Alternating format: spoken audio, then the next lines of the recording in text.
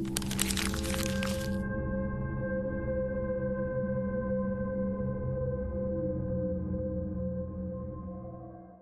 is Officer Henry Johnson, badge number 4471, Harlow City Police Department, Harlow, Ohio. I have been on the job 11 years, 6 in patrol, 5 in investigations. I have worked homicides, suspicious deaths, missing persons, cases that took months to close and cases that never closed.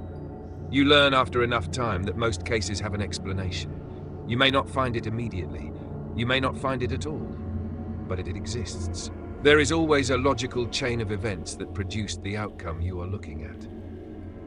I stopped believing that on this case. I am going to give you the facts as I documented them, and then I'm going to tell you what I saw at the end, and you can make of it what you want. I have had 3 years to make of it what I want, and I have not gotten anywhere. So I'm not going to pretend I have answers. The call came in on a Tuesday, March 4th, 08:47 hours. Dispatch reported a welfare check at 1139 Aldwych Street, apartment 3C. Neighbor had not seen the occupant in approximately 48 hours, noticed mail accumulating, no response to knocking. Patrol responded first, confirmed the situation, and the case was escalated to investigations given what they found inside. My partner, Detective Lance Merritt, and I arrived on scene at 09:23 hours. The first responding officers had secured the perimeter and documented initial observations. I signed the scene log and we entered. The victim was Emily Davis, 22 years old, full-time student at Harlow University, no prior criminal record, no documented history of mental health treatment on file at the time of the call, though that would change as the investigation developed. I am going to describe the apartment as I documented it in my initial walkthrough report. Living room. All 4 walls covered floor to ceiling in handwritten markings and drawings. Materials used appear to be ballpoint pen, permanent marker, standard pencil, and in several sections what the forensic examiner later confirmed was dried blood from superficial abrasions to the subject's fingertips, consistent with prolonged writing on rough surfaces. The markings include repeated text, phrases written over and over until they overlap and become illegible, interspersed with drawings. The drawings depict faces, dark humanoid figures, what appears to be a forest clearing with trees bending inward, and smiles. Large isolated smiles drawn repeatedly across multiple wall sections in varying sizes. The same smile, over and over, hundreds of times. Hallway, same markings continuing from the living room. Density increases toward the bedroom. Bathroom. The subject's cat, a domestic short hair, was found deceased in the bathtub. Cause of death, drowning. No evidence of human involvement in the cat's death was recovered. However, the manner was classified as undetermined, pending further investigation. Bedroom. The subject was found on the floor between the bed and the far wall. Position and condition documented in full in the medical examiner's report. I will say here what I said in my supplemental notes at the time. The condition of the body was not consistent with the estimated time of death. MEMI placed time of death at approximately 30 to 36 hours prior to discovery. The body presented in a state of deterioration that in my 11 years I had not previously seen in a subject dead for less than 72 hours. Skin pallor and texture, muscle degradation. The eyes. The ME's official report notes the anomaly and attributes it to undetermined physiological factors. My unofficial note at the time. Lance said it looked like something had pulled everything out of her. I wrote that down because I could not find better words, and I was not going to put those words in an official report. Forensic processing of the scene took 48 hours. Findings: no latent fingerprints recovered from any surface that did not belong to the victim. No foreign biological material recovered. No evidence of forced entry at the primary door or any of the 2 windows. The primary door was equipped with a deadbolt that requires a key to operate from either side. The deadbolt was engaged at the time of entry by first responders who used the building manager's copy. There is no evidence that anyone other than Emily Davis was in that apartment during the relevant period. We pulled surveillance. The building had 1 camera covering the 3rd floor hallway, positioned at the east end covering the corridor, including the door to apartment 3C. Footage was reviewed for the 72 hours prior to the welfare check call. Emily Davis entered apartment 3C at 22:11 hours on March 2nd. The door closed behind her. For the next 48 hours, the door did open. No individual entered or exited. I watched that footage 4 times. Then I watched it again with Lance. Then I watched it one more time by myself. One person entered, nobody came out, nobody went in. I wrote in my notes, unknown how subject died. Cause of death, cardiac arrest, secondary to extreme physiological stress per ME. Manner of death classified suicide pending further investigation. I'm not satisfied with this classification. I've never been satisfied with it. We canvassed the building, 11 units interviewed over 2 days. I'm going to give you the relevant statements. Neighbor from 3B, directly across the hall, stated Emily had been behaving erratically for approximately 6 to 8 weeks prior to her death. Subject described as previously friendly, social, normal. Described change in behavior as sudden. Quote, "She came home one night and she was running. I was coming back from the store and I saw her in the stairwell and she hit me and kept going. I said, 'Watch it,' and she did not even look at me. She just kept running. There was nothing behind her. I looked. There was nothing there." Neighbor from 3D, adjacent unit, stated he could hear sounds from 3C at night for the weeks prior. Quote, "Scratching. On the walls or the floor I could not tell, and sometimes crying, sometimes shouting. I knocked twice. She opened the door and said everything was fine and closed it again. She did not look fine either time. Remaining neighbors provided corroborating statements consistent with the above. Pattern across all statements. Emily's behavior changed dramatically approximately 6 to 8 weeks before her death. Prior to that change, no concerns reported. After the change, isolation, visible distress, behavior suggesting she believed she was being watched or followed. Nothing in the surveillance, nothing in the forensics, nothing that explained why a 22-year-old college student covered her walls in drawings of smiling figures and a forest clearing and then died alone in her apartment with her door locked from the inside. We took the case to the university the following week. The administration was cooperative to a point. They confirmed Emily's enrollment, provided academic records, normal student. Then they mentioned the other cases. 3 other students had filed similar reports during the same semester. Complaints of being followed, being watched, seeing things they could not explain. The university had flagged all 4 as potential mental health concerns. The administration had referred them for counseling. None of them followed through with the referrals. I asked for the names: Jeremy Callahan, Austin Reeves, Mallory Sims. I asked what had happened to them. Jeremy Callahan, deceased. Classified as accidental. Circumstances documented as unclear in the original incident report. Austin Reeves reported missing by family. Case open, no leads, no recovery. Mallory Sims withdrew from the university mid-semester, currently residing with family. No incidents reported since withdrawal. 3 people, same reported experiences as Emily. 3 different outcomes, 1 dead, 1 missing, 1 withdrawn and silent.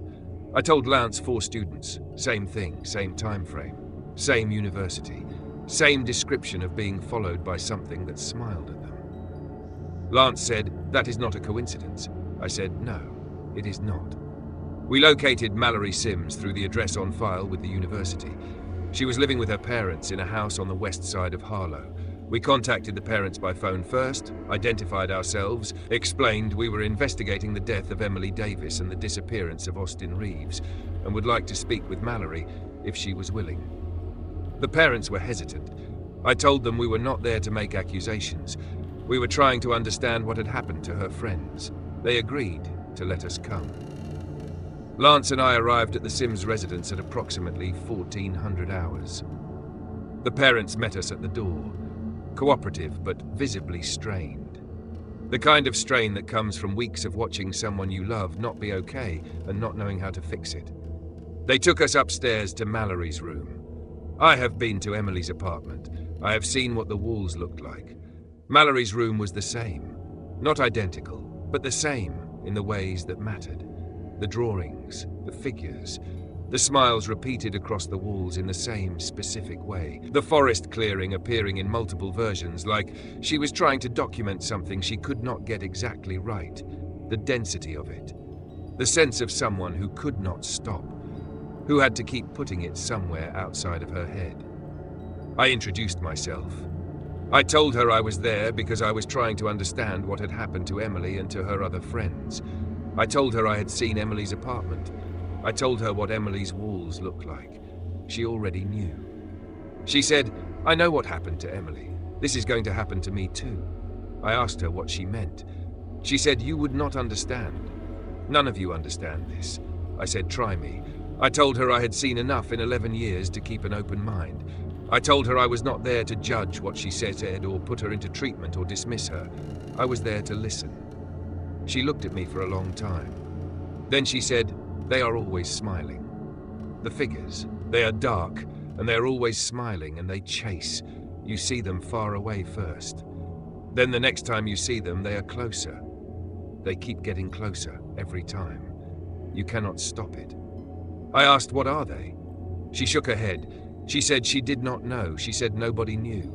She said that was part of it, that there was no explanation you could give anyone that would make them do anything except think you were crazy. I asked her what she and her friends had done. I told her all 4 of them had experienced the same thing at the same time, and I needed to know what connected them, what they had done together, where they had been. Her father appeared in the doorway at that point. He asked me to stop. He said she needed rest. He was not aggressive about it. He was tired. The specific tired of someone who has been watching a bad thing happen to someone they love and cannot find a way to stop it. I stepped out. I gave the father my card. I told him if Mallory was ever ready to talk to, call me anytime. He took the card without a word. Lance and I walked back to the car. Lance said, "They won't talk. They're scared." I said, "They're not scared of someone. They're scared of something." We sat outside the Sims residence for a while.